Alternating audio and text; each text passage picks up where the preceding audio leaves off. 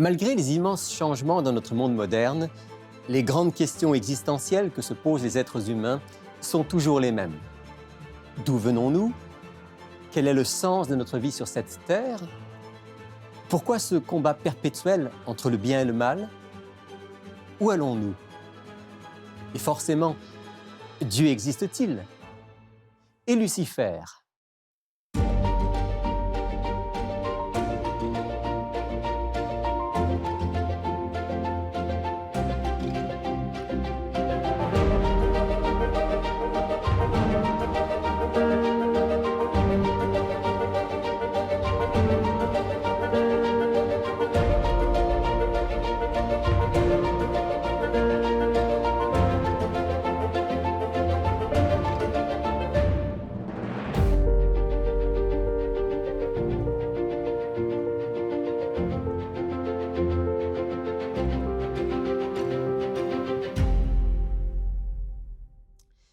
Nicolas Saint-Pierre, merci beaucoup d'être ici aujourd'hui sur le plateau d'Il est écrit, d'avoir fait ce voyage depuis Vancouver pour revenir à Montréal, qui est un petit peu votre ville d'origine, et pour nous parler de votre profonde conviction que Dieu existe, qu'il est vivant, mais ça n'a pas toujours été votre conviction. Alors, racontez-nous un petit peu. D'abord, est-ce que vous venez d'une famille croyante? Oui, je viens d'une famille qui était croyante dans l'Église catholique. Euh, Dans ma famille, ma grand-mère elle priait beaucoup. Et puis, j'allais à une église, à une école qui était catholique aussi. Et donc, j'aimais beaucoup le catéchisme. Et donc, c'était intéressant. Et on nous a donné une Bible, Nouveau Testament. Et je l'avais toute lue. Et j'aimais beaucoup Jésus à ce moment-là. Et puis, avec ma grand-mère, on lisait ensemble la Bible et on priait ensemble. Donc, au départ, il y a eu on va dire, quelques graines de foi qui ont été semées en vous, mais au fur et à mesure que vous avez avancé dans la vie, vous avez pris un autre chemin. Alors, racontez-nous un petit peu, ça se passe à l'adolescence? Oui, c'est vrai. J'ai pris un détour euh, vers l'athéisme. Donc, en vieillissant, euh, bien que j'aimais beaucoup Jésus et que je voulais même, à un moment donné, être prêtre, je me suis rendu compte qu'il y avait beaucoup de contradictions avec ce que la Bible disait et comment l'Église catholique agissait dans le passé. Donc, en grandissant, j'ai vu dans l'histoire que, évidemment, il y a eu des guerres, des actions déplorables, disons, qui ont été faites au nom de Jésus. Et cela m'a beaucoup attristé. Puis, je savais que j'aimais Jésus, mais je voyais bien qu'il y avait une marge entre ce que Jésus avait accompli et Enseigné? enseigné, oui. Mhm. Et ce que l'Église catholique, pour moi, c'est tout ce que je connaissais, enseignait. Et il y a eu un film qui est sorti qui s'appelle La Reine Margot, et ça parle de... Ça, c'était un déclencheur pour moi pour vraiment abandonner l'Église catholique à ce moment-là, parce que c'était une histoire où euh, en France, ils ont fait un massacre Mhm. dans une seule nuit. Ça s'appelle La la Saint-Barthélemy? Saint-Barthélemy, oui. Et lorsque j'ai pris connaissance de ça, évidemment, nous, on n'avait pas d'Internet à l'âge où j'ai grandi. Donc, ça m'a vraiment éclairé sur le fait que, waouh, c'était un désastre, là, tout ça. Là. Et puis, je me suis dit, bon, ben, je vais continuer avec Jésus, mais sans l'Église. Mhm. Donc, c'est ça qui est arrivé. Et puis, vers la fin de l'adolescence, vous rencontrez là un mouvement qui, lui, va vous mener vers l'athéisme. Oui, oui, exactement. Et donc, vers l'âge de 12 ans, j'ai 12-13 ans, j'ai commencé. Je lisais beaucoup les livres à la bibliothèque de la Polyvalente où j'allais. Et un des livres que j'ai découvert, c'était un livre qui concernait ce qu'ils appellent les anciens astronautes. Donc, c'est une théorie qui dit qu'il y a des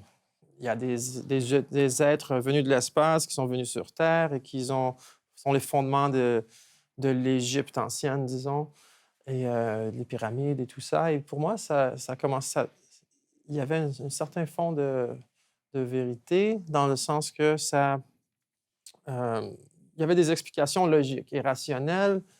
Et donc, je commençais déjà à regarder dans ce sens-là. Et puis, un jour, j'ai trouvé un autre livre et parce que là, je commençais à comprendre, à penser que les extraterrestres avaient quelque chose à voir avec la raison pourquoi les humains sont sur Terre. Et j'ai découvert un livre qui est écrit par Claude Vorillon, donc, qui s'est fait appeler Raël. Raël, oui, Oui, qui est bien connu, en tout cas, dans le monde francophone. oui, oui. J'avais trouvé que ça semblait raisonnable, son approche où il expliquait l'origine de la vie de façon extraterrestre, mais qui est quand même, il reliait ça avec la Bible d'une certaine manière. Alors, vous allez devenir Mhm. assez rapidement un adepte de Raël. Oui. Est-ce qu'on peut dire quelques mots sur Raël pour les gens qui nous écoutent? Certains connaissent Mhm. le nom, d'autres Oui. peut-être en savent un peu plus, mais beaucoup ne connaissent pas. Qui est Raël et quelles sont les théories qu'il a développées et qui a fait des disciples? Euh, mais Raël, il dit avoir rencontré un extraterrestre qui se nomme Yahvé et il dit que c'est lui, cette race extraterrestre est venue sur Terre et a implanté la vie de façon, en utilisant la génétique, la science de la génétique. Et puis que nous, à notre tour sur Terre, on va utiliser la génétique pour se rendre immortel. Donc, en utilisant le clonage et d'une autre manière, en sauvegardant euh, nos mémoires, qui nous sommes, Notre et dans les personnalité, en dans le quelque cerveau. sorte. Ouais. Oui, c'est ça. Et c'est ça. Il y a une technologie qui va être construite par les hommes, où tout ça pourrait être downloadé et réimplanté dans un autre corps et continuer la vie comme ça. Et, et il y aura un système de sélection de qui aura droit à cette vie éternelle ou pas et tout. Donc, euh, ils utilisent la Bible pour dire que, ben, vous voyez, la, la Bible parlait des extraterrestres et non d'un Dieu, Alors c'est mais qu'on ça, ne pouvait pas c'est comprendre. le mot Elohim, qui est un mot Oui, pluriel pluriel, oui, en hébreu pour désigner Dieu. oui, Il l'interprète comme étant justement les extraterrestres. exact, exact. Et donc, je voulais rencontrer des gens qui étaient raéliens et j'ai fait des démarches pour rencontrer certaines personnes qui étaient raéliens et pour les évaluer, disons. C'était comme une... Parce que j'étais habitué de voir qu'il y avait une hypocrisie dans la religion catholique d'où je venais et je ne voulais pas joindre une autre religion où il y avait cette même hypocrisie, où on prêche une chose, mais on fait autrement. Et puis, donc, mais il faut dire que j'avais seulement comme 15-16 ans quand j'ai rencontré ces gens après ça. Et puis, lorsque je les ai rencontrés, mais ça semblait, ils semblaient vivre les principes qu'ils tenaient dans leur bouquin, là. Ça semblait des gens authentiques. Authentiques, oui, Mhm. pas parfaits, mais qui semblaient authentiques à les valeurs qu'ils avaient. Et puis à 17 ans, j'ai fait ce qu'ils appellent transmission du plan cellulaire, qui est une sorte de upload de ton code génétique vers les Les Elohim, extraterrestres? les Les extraterrestres, oui. Elohim. Et donc ça, c'était l'explication scientifique du baptême. Donc, ils expliquaient ça, là, que c'était par l'entremise d'une autre personne et qui appliquait les mains avec de l'eau sur le front et ça transmettait. Bon. Donc c'est une En forme, bref, là, c'est vraiment bref. c'est quand même une forme de religion, mais sans Dieu vraiment. Exactement. C'est une religion qui dit athée. Donc, on est la seule religion athée, à part le bouddhisme. C'est ce qui... Donc, Mhm. c'était une forme de... C'est comme ça qu'on promouvoit la religion dite raélienne, là. Nicolas, vous avez été combien d'années dans ce mouvement raélien? Oui, j'ai été 25 ans. 25 25 ans. ans, oui. Donc, 25 ans. Qu'est-ce qui a fait qu'à un moment, vous avez commencé peut-être à avoir des doutes et à chercher autre chose? Euh, ça s'est produit il y a environ 4-5 ans de ça, où Raël a changé sa position sur l'arme nucléaire. Donc, c'est un fondement même que dans son livre, c'est bien écrit là, on était contre cette arme Au départ, nucléaire. lui, il Oui, est clairement oui, contre. oui, clairement contre. Et c'est un fondement pilier, là. Et puis, là, il est revenu, il a dit, il a reçu des nouvelles instructions des créateurs et que là, toute nation devrait s'équiper d'armes nucléaires pour que les gens aient... Parce que présentement, ceux qui ont les armes nucléaires ne vont pas les laisser tomber, à moins qu'elles aient peur d'être attaquées. Et là, il faudrait que tout le monde ait l'arme pour qu'éventuellement tout le monde décide de se désarmer en même temps. Donc, c'est une sorte de logique comme ça. Mais Moi, ça collait pas, là, parce que nous, on était vraiment dans l'opposé en disant plutôt mourir que d'aller à la guerre, tu vois? Donc on disait C'était vraiment c'est pacifique. oui, Oui. oui, c'est ça. Moi, là, c'était la goutte, là, qui a fait déborder le vase pour moi, là. J'ai dit: «Là, moi, je suis pas embarqué dans quelque chose pour les mensonges, mais je suis embarqué pour la vérité». Puis même son livre dit j le livre qui dit la vérité. Donc moi, je dis: «S'il y a un mensonge dans un livre qui s'appelle un livre qui dit la vérité, moi, c'est pas la vérité». Et puis en même temps, mais puisque c'est une reli pour moi, c'était la base de ma spiritualité, de ma religiosité, c'est comme là, tous mes repères étaient démolis. Et là, les questions reviennent, qu'est-ce qu'on fait ici sur terre? D'où venons-nous? Quel est le but de la vie? Des questions de base.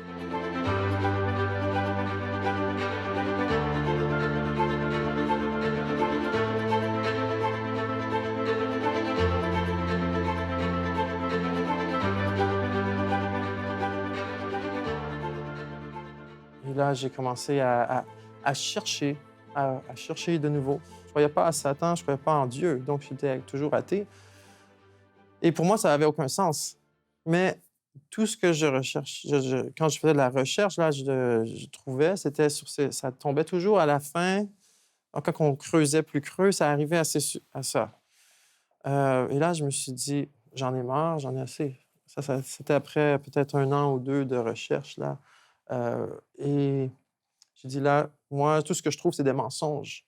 Parce que pour moi, c'était inacceptable, cette réponse, qu'on est gouverné par des gens qui croient en Lucifer. Et donc, j'ai dit, Dieu, si tu existes, c'est ta faute si je ne trouve pas la vérité. Et je m'étais levé à mon bureau et je m'étais exclamé comme ça. Et puis, j'ai continué, j'ai dit, parce que moi, je cherche la vérité. Et puis, tout ce que je trouve, c'est des mensonges. Et il faudrait que, si tu es vraiment un bon communicateur, si tu es vraiment un Dieu, il faudrait que tu communiques clairement. Mais si tu ne communiques pas clairement, ben, moi, c'est pas ma faute. C'est ta faute que je ne trouve pas la vérité. Et là, Hmm. il va y avoir une forme de réponse. Oui, oui, tout à fait. Donc, parce que moi, je disais à Dieu, j'ai dit, si tu existes, euh, tu me donnes la vérité ou j'arrête de chercher, là. Mais j'étais fini, là. Moi, j'étais à la fin de la route, là. J'ai dit, moi, j'arrête, là, puis je fais juste vivre comme je veux, là. Sans se poser de questions. C'est ça, sans me poser de questions. Et puis, cette nuit-là, lorsque je suis allé dormir, euh, j'ai vu quelque chose de phénoménal. C'était une noirceur totale et j'étais conscient que j'étais debout et mes yeux ouverts et j'entendais un son qui était très distant. Et ce son-là, c'était le son d'une foule, mais je n'étais pas sûr si c'était une foule ou un moteur de jet. Tu vois, ça ressemble un petit peu ce type de son-là. Donc, et là, je m'appliquais à entendre. Il a dit, qu'est-ce qui se passe? Où suis-je? Et ce son-là commence à avancer vers moi. Tranquillement au départ et de plus en plus rapidement. Et là, je commençais à avoir la frousse. Et là, je me dis, mais où suis-je? Qu'est-ce que je fais ici? Qu'est-ce que c'est qui s'en vient vers moi, là? Ça semble dangereux. Et là, j'ai vu une petite lumière, comme un petit pixel blanc, disons. Et là, je regardais et le son venait de cet endroit et ça s'approchait, ça s'approchait. Et là, j'étais vraiment paniqué. Et en un moment, 3 choses sont arrivées au même moment. Une bouffée d'air chaud est venue du sol et m'a engouffré. C'était étouffant. Au même moment, ce son est instantanément arrivé autour de moi. Tout proche. Oui, oui. Et le son était wow, tellement fort comme ça là, que je n'arrive. Ça faisait mal. Et en même temps, ce petit point blanc de pixel-là, il s'est approché, il s'est arrêté à 2 pouces de mon... Donc, 2 pouces, c'est 10 centimètres là, de mon nez. Et c'était le visage, un visage rouge avec des yeux jaunes, un peu comme les chats, là, tu vois. Et c'était vivant, ça bougeait, mais il n'y avait pas de corps, juste la tête, là. Et puis, il montrait les dents et c'était des dents pointues et voraces. Là. C'est comme un animal. Là. Ça devait être Et terrifiant. C'était terrifiant, terrifiant. Ah oui, oui. Je me suis réveillé, mais c'était un visage, c'était le diable pour moi. Je me réveille et je suis debout sur mon lit. Là, je ne sais pas comment on fait pour être couché et ensuite debout, mais j'ai bondi. Et là, je vois ce visage, même les yeux ouverts, devant moi, au même endroit, à 10 cm de mon Donc là, vous n'êtes plus endormi à ce moment-là. Non, je moment-là? ne suis pas endormi. Oui, oui. Et là, ce son est toujours là, je l'entends. Et cette chaleur qui m'enrobe est toujours là. Et tout ça, ça fait mal. Là. Ça fait mal les oreilles, ça fait mal la chaleur, j'ai de la misère à respirer. Et je vois ce visage, et on dirait qu'il essaie de m'attaquer, Je sais que s'il me touche, je suis mort. J'ai cette conviction. Et je vois ma fenêtre, je vois le lampadaire à l'extérieur, donc je sais que je suis dans ma chambre, je suis réveillé, c'est la nuit. Et là, je me dis, mais qu'est-ce que je fais? Habituellement, on se réveille et le rêve se termine. Et là, ça, c'est différent. Donc, j'ai allumé la lumière dans la chambre. Et là, tout restait de la même manière. Donc, je voyais toujours ce visage. Et là, j'avais plus de recours. Et là, je me suis dit, qu'est-ce que je fais? Et donc, je me suis mis à genoux et sur les coudes, sur le matelas. Et je me suis mis à prier. Je connaissais la prière, le Notre Père. Et je me suis mis à prier. Et j'ai prié une fois, deux fois. Là, le son commençait à diminuer d'intensité et s'est arrêté. Et ensuite, la chaleur, ça commençait à se dissiper et est parti. La troisième et la quatrième fois et la cinquième fois. Et le visage a commencé à se dissoudre et à disparaître. Et là, il a disparu complètement. Et là, j'étais retour dans ma chambre avec la lumière allumée de façon normale. Et là, j'étais à bout de souffle, en sueur. Et donc, à ce moment-là, je me suis réfléchi. Je dit, mais qu'est-ce que c'est ça? C'est pas un rêve, ça, c'est vrai. Et je dis, ça, c'est le diable. J'ai vu le diable. Et là, je me suis dit, si j'ai vu le diable, et que c'était ça ma question, est-ce que Lucifer, Satan, le diable, ça existe? Parce que j'y croyais pas, là, juste avant d'aller au lit. Et là, j'ai dit à Dieu, c'est ta faute. Et là, je me suis rendu compte que j'ai dit, mais Dieu existe! Et là, j'ai crié comme ça, Dieu existe! Et là, j'étais tout heureux. Et je courais d'un bout à l'autre de la maison, Dieu existe, Dieu existe, Dieu existe! Parce que c'est aussi une réponse à la prière que ça a disparu. Oui, oui, oui. Et là, c'est un point tournant, là. Là, j'ai la certitude que Dieu existe. Mais la façon que Dieu a fait, c'est qu'il a ouvert le voile. Alors, oui. Nicolas, quand on vit quelque chose comme ça, et que d'un seul coup, après avoir été athée pendant des années et des années, oui. on acquiert la conviction que Dieu existe et que Lucifer aussi existe. Oui. Qu'est-ce qu'on fait après ça? Mais après ça, j'avais un peu de mal à retourner au lit ce jour-là parce que j'avais un peu peur que ça recommence. Mais donc, j'ai commandé une Bible sur un site web. Et puis là, j'ai retourné dormir. Mais à partir de ce moment-là, j'ai commencé à écouter des sermons sur YouTube.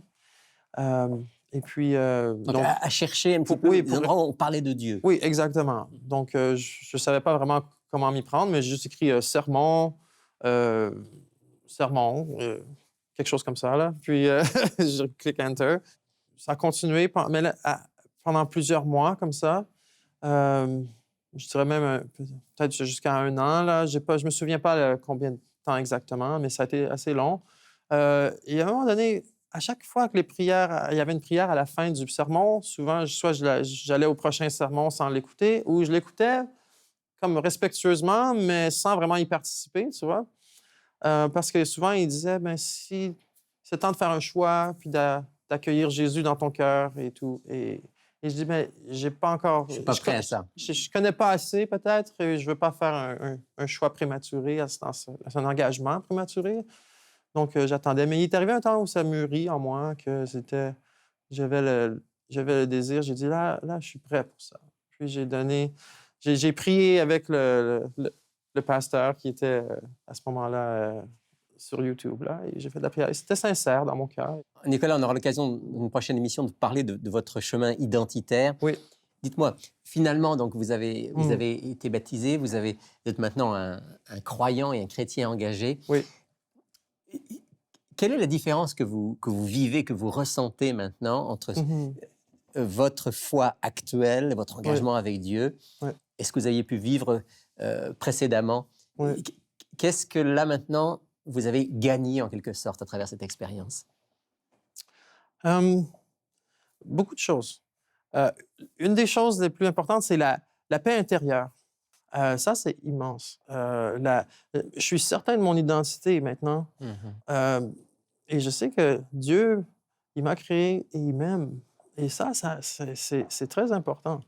Ça donne, c'est très encourageant. Et je sais, j'ai certitude pour l'avenir, même si l'avenir semble euh, chanceler d'un côté et de l'autre dans le monde.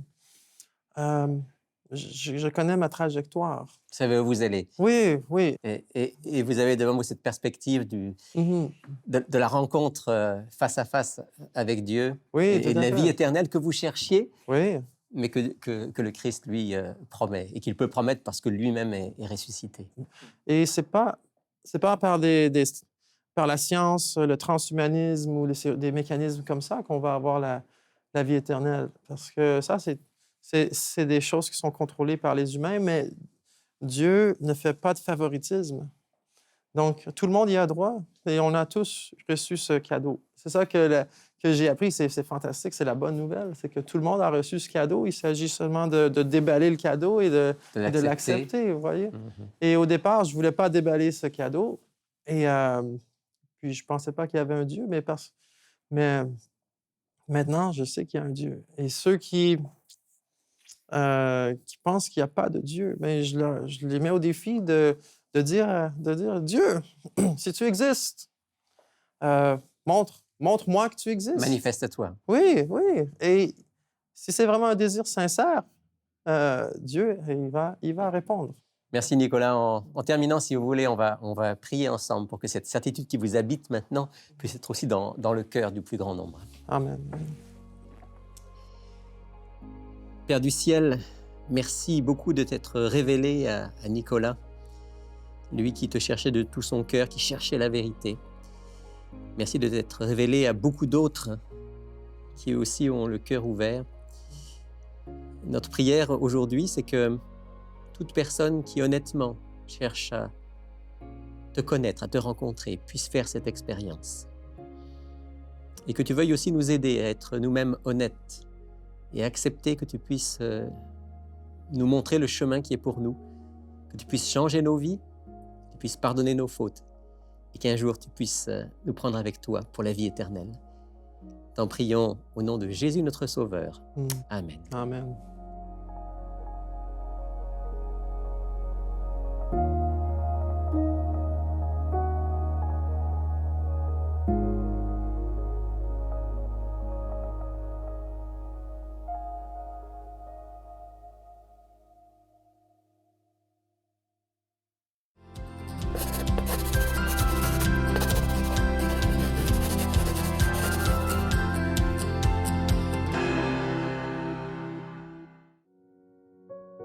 Si nous disons que nous n'avons pas de péché, nous nous séduisons nous-mêmes, et la vérité n'est point en nous.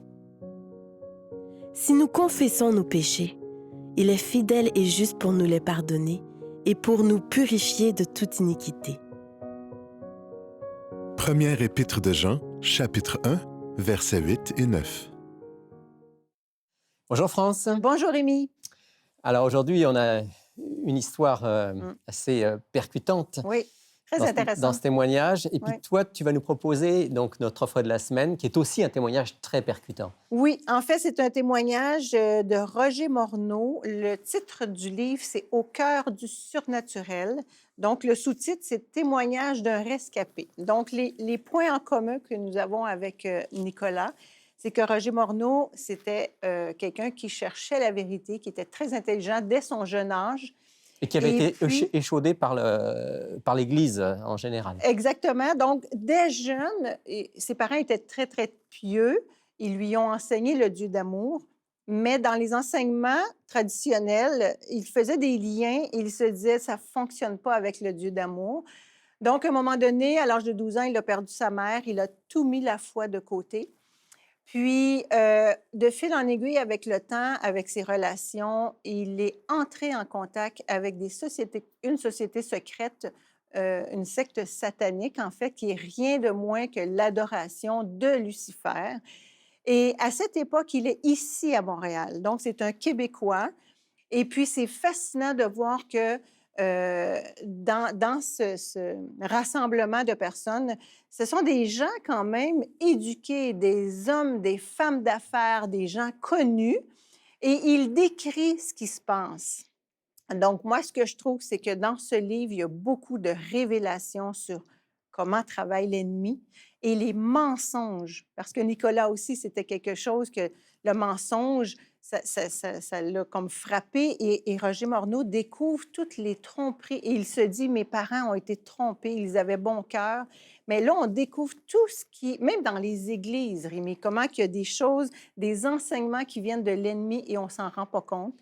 Mais de fil en aiguille aussi, Dieu est bon, il met quelqu'un sur son chemin. Oui, parce que il finit pas luciférien. Mais non, Hein? absolument pas. Donc, il commence des études bibliques avec un collègue de travail. Et alors qu'il était supposé donner sa vie à Satan, parce que c'était carrément ça son plan, finalement, il donne sa vie à Christ. Et il découvre toute la beauté, ce fameux Dieu d'amour qu'il a entendu parler dans sa jeunesse. Il le découvre dans les Écritures avec toute l'espérance.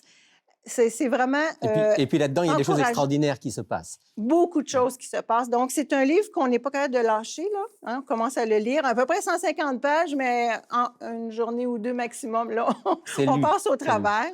Donc, Au cœur du surnaturel de Roger Morneau pour 18 $. Là, c'est frais de poste.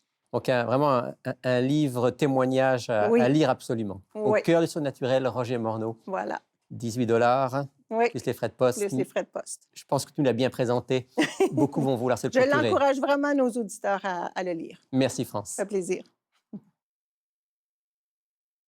Vous pouvez commander l'offre de la semaine sur notre site internet ilestécrit.tv ou par téléphone au 514-729-3515 ou encore 1-866-729-3515. Voici également notre adresse. Il est écrit, case postale 99, succursale Rosemont, Montréal, H1X 3B6. Il me reste à vous remercier d'avoir été avec nous aujourd'hui. Je vous donne rendez-vous la semaine prochaine pour une nouvelle émission, la suite de ma rencontre avec Nicolas Saint-Pierre. Ne manquez pas son témoignage. Et durant cette semaine, souvenez-vous qu'il est écrit « L'homme ne vivra pas de pain seulement, mais de toute parole qui sort de la bouche de Dieu. »